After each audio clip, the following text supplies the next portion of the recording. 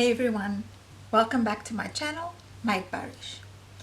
If you're new here, hi, I'm Marista, and today we're diving into something that affects millions of people, including babies, kids and adults.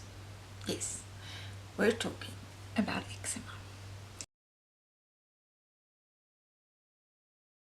If you or someone you love struggles with dry, itchy and inflamed skin, this video is for you. We're going to break down what eczema really is, why it happens, who gets it, and what you can actually do about it. So let's get into it.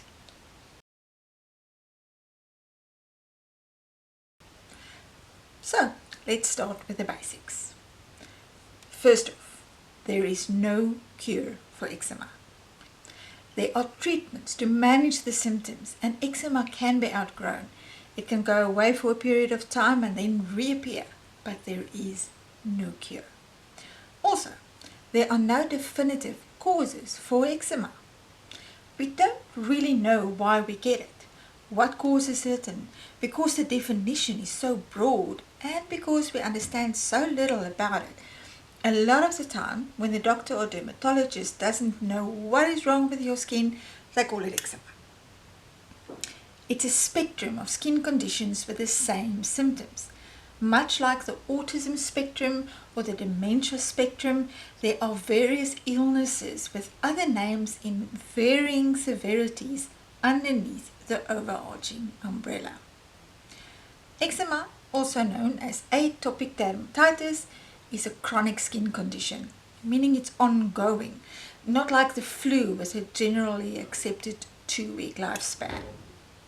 It's not contagious, but there is definitely a genetic factor.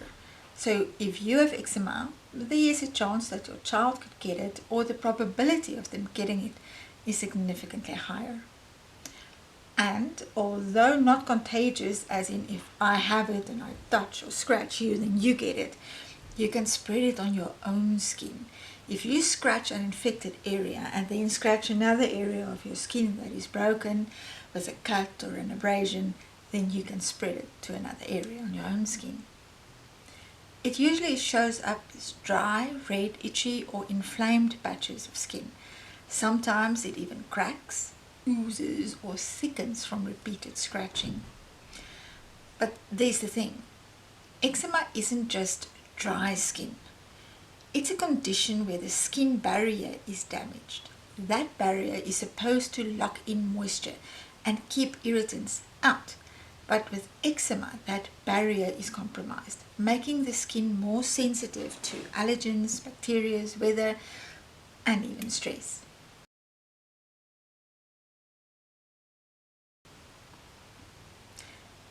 Eczema develops from a mix of genetics and environmental triggers. If one or both of your parents have eczema, asthma or hay fever, your chances of developing it go way up. That's because there's often a genetic mutation in a protein called filaggrin, which helps maintain the skin's barrier. Without enough of it, your skin struggles to hold on to moisture and protect itself. We'll discuss this interesting protein in a separate video. But for now, let's look at these diagrams showing what skin looks like that suffers from eczema. As you can see, the skin that suffers from eczema are broken, but not just superficially. The problem starts much deeper in the skin. And it also shows why it is so important to get the itching under control. Scratching is one of the factors that aggravate eczema, as it keeps breaking the skin and the skin does not get a chance to heal properly in between flare-ups. There are the triggers, those things that can stir eczema from its sleep to wreak havoc on your skin. Food allergens like peanut butter and dairy, environmental allergens like dust mites, pet dander, certain fabrics, food sensitivities, stress, hormones, and even changes in the weather. I once knew a lady who had to wash her son's bedding every day, as a single day's accumulation of skin cells and bed and dust mites was enough to flare his eczema and asthma to excruciating levels. Luckily, although highly uncomfortable, most of the time eczema is just that, uncomfortable and sometimes painful. This is one of the very rare and extreme cases. Of course, some of the biggest triggers are SLES or SLES, the main component in most soaps, bubble baths, shower gels and so forth. It is an excellent foaming agent and amazing at breaking down oils, but it is absolutely deadly for skin suffering from eczema. Exactly because it strips the already weakened and dry skin of the little moisture it has left. We did a full study on SLES and the link is in the description below. So, who gets eczema? Short answer, anyone. Eczema is most common in children and it often appears before the age of 5. For some kids, it clears up as they grow. For others, it sticks around or comes back later in life. My son got eczema at 6 months old, right after I stopped breastfeeding. And adults aren't off the hook. Adult onset eczema is real. In fact, it's becoming more and more common, especially in people over 60. Stress, hormones and immune system changes all play a role. Plus, people with allergies, asthma or a family history of eczema are more likely to experience it. Now, let's talk about the part you've been waiting for. What really helps? Like I've said before, there is no cure, but eczema can be managed. Although eczema is not just dry skin, it is the moisture balance of the skin that plays a major role in managing outbreaks. The skin needs to be moisturized deeply and thoroughly, but you cannot use anything that will block the pores either. The skin's ability to regulate its own moisture has been compromised. And if you put something on the skin that moisturizes but doesn't absorb properly, you can trigger a flare-up. If there's too little moisture, the dryness can trigger a flare-up. It's a balancing game.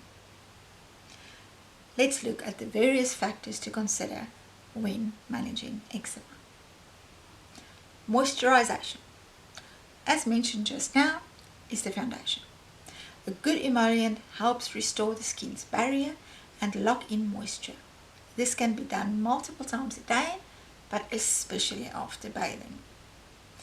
Another controversial point, steer clear of products containing glycerin. I love glycerin. Despite all the negativity around it not being natural, etc., it remains one of the most potent moisturizing agents out there. But it does not work for eczema. Some people can use products with glycerin in on their eczema and it does not have any side effects. But I'd rather have my son bathing in bubble bath than using something with glycerin. Triggers. Avoid triggers. This might take some detective work, but eliminating all SLES, scented and colored products, allergens or stressors can make a big difference. Like mentioned just now, glycerin might also be a trigger. And then, no fabric softeners. You can use bicarbonate of soda to keep your washing smelling fresh. Just add it to your clothes in the washing cycle. Works like a charm. Anti-inflammatory treatments. For some, that means topical steroids or prescription creams. Warning! Steroid creams of course helps in the treatment of eczema, but it cannot be used for extended periods of time. It is perfect for managing extreme outbreaks, but do not rely on it for the managing of your eczema on a long-term basis. A full study of the effects of the long-term use of steroids is on our website. Link in the description. Natural anti-inflammatory ingredients can help soothe flare-ups without the side effects and is safe for long-term use. Keep your skincare routine simple. The fewer ingredients, the better, especially when you're in the middle of a flare. Use a natural soap. The green sunlight bar soap is perfect. It is very drying because it is very strong. But when you apply the proper cream afterwards, it is fine. The green bar soap is 100% natural, which makes it safe to use. Other soaps like Castile soaps are also good to use. And always remember, consistency is key. The more consistent you are with your routine, the more control you'll have over your eczema. Now, I have to tell you about something that I've poured my heart into, and that's my eczema skin restoring jelly. I created it because of my son who got eczema that I mentioned a couple of minutes ago. Nothing worked. Not the cheap stuff, not the expensive stuff. And he was scratching himself until he bled. After many, many hours and days and months of research, and after many, many failed attempts at making a cream that works, I finally got it. That was about 9 years ago. My son is now going on 12 and he doesn't get flare-ups. He can bubble bath, he can swim in a normal chlorine pool and in the sea. He can live a normal life, and he has such strong skin. When I saw that my cream was helping him, I started Made by Rish to help others who were also struggling. This was close to 8 years ago, and my cream has helped many people to manage their eczema and get healthy skin. What makes this jelly different? Well, it's made with raw, unrefined shea butter, which deeply moisturizes and heals without clogging pores. It's also made with urea, which has been a proven anti-itch ingredient, despite it being so very controversial. It is also the one ingredient whose structure most closely resembles that of normal skin, meaning that it helps the skin to better absorb all the good things in the cream. It's also free from fragrances, dyes, fillers, and other synthetic junk. Whether you're just trying to stop the itch, or struggle to manage the daily dryness, or dealing with an intense flare-up, this jelly has been a game changer for so many of my customers and for my own child, and I believe it can help you too. So, that's eczema in a nutshell. If you found this helpful, give it a thumbs up, share it with someone who needs to hear this, and hit subscribe for more real talk on skin, health and healing. And if you've got questions about eczema or want to share your story, drop it in the comments. I read everyone. Thanks for watching, and remember, you are worth it and you are beautiful. So love the skin you're in. Bye.